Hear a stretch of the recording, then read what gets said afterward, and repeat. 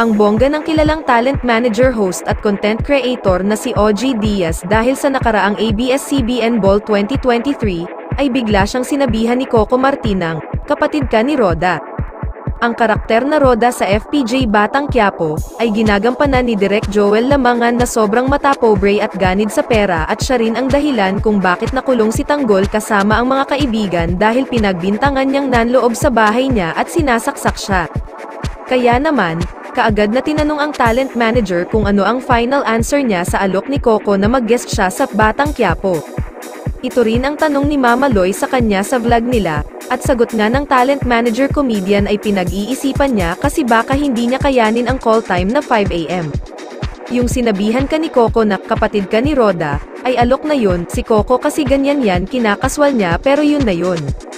Sabi nga ni Ma'am Charo Santos Concho, "Wag ko raw tatanggihan. Umoo na ako, pagkadiin-diing sabi sa akin", sagot ni OG. "Iniisip ko kasi nga ang aga ng call time 5 AM baka hindi ako magising kasi nagba-vlog sila ng 3 AM though, pwede namang i-adjust yung taping namin sa Showbiz Update, gawin namin sa hapon kasi may lakad kinabukasan. Pero gusto ko yun kasi kailangan ng memorya, para hindi tayo magkaroon ng Alzheimer's. Kaya nga ang mga matatandang artista tumatanggap pa rin kasi gusto nilang mahasa pa memorya nila.